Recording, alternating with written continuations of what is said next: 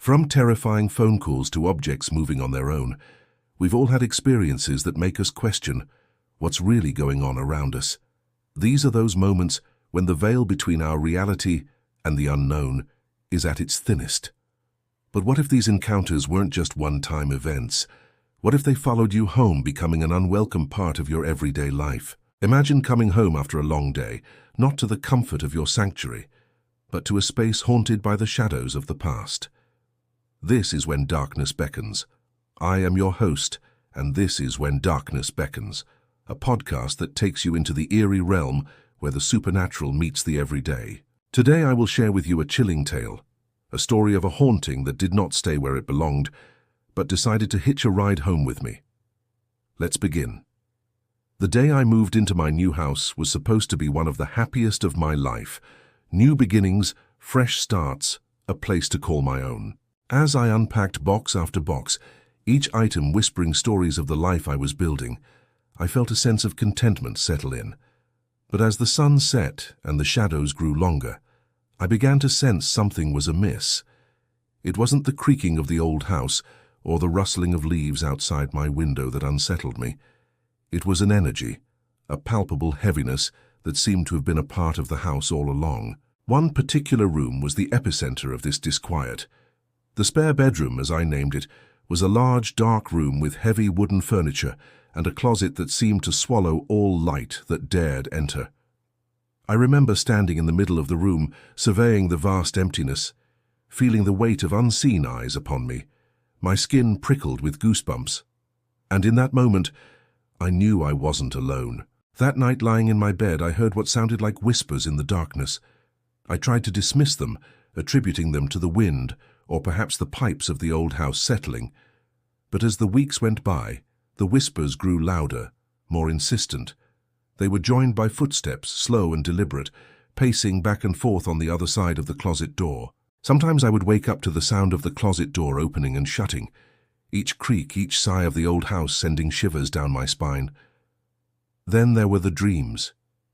Every night I dreamed of a woman. She would appear at the edge of my vision, her face obscured by the darkness, her presence suffocating. I would wake up gasping for breath, my heart pounding against my ribs like a trapped bird.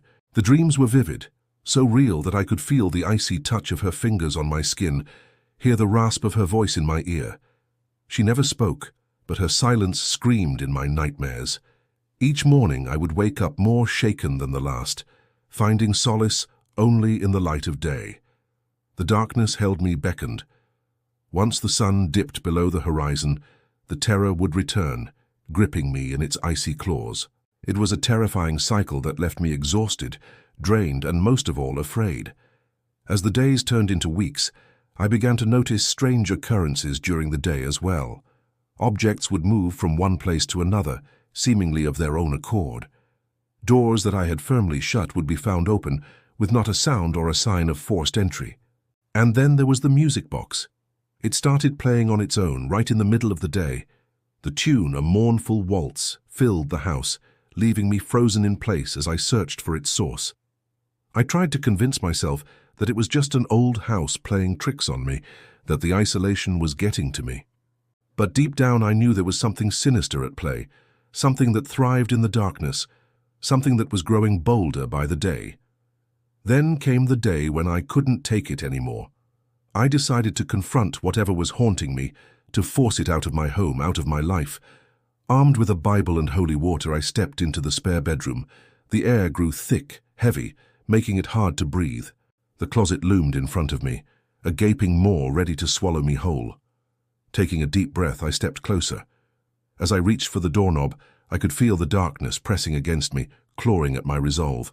But I pushed on, pulling the door open, revealing a space as empty as the grave.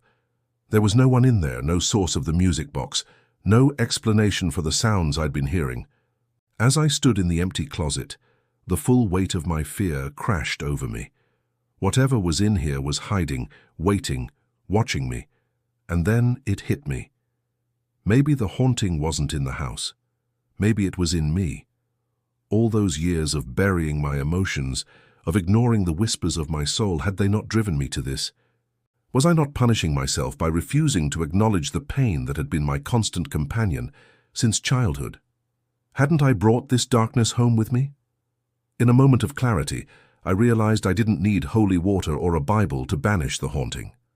I needed to confront my inner demons, to acknowledge the darkness within me. I spent the next few days in solitude, unpacking the boxes of my past, facing the traumas I had long buried. With each passing hour, I felt the grip of the darkness loosen. The dreams became less frequent, the whispers faded into silence, and the music box, it fell silent too. But the true test was when I returned to that spare bedroom. No longer did I feel the suffocating dread. The closet no longer seemed like a portal to hell. It was just a closet. The haunting had lifted, not because I had banished it, but because I had embraced it, understood it. Since then, I haven't heard the footsteps in the night or felt the icy touch of the woman in my dreams. The house is quiet now, peaceful. And I know that when darkness beckons, it's not always the house that's haunted. Sometimes it's our own hearts. And so, my friends, I leave you with this. When darkness beckons, heed its call, for it may be leading you home. Thank you for joining me on this episode of When Darkness Beckons.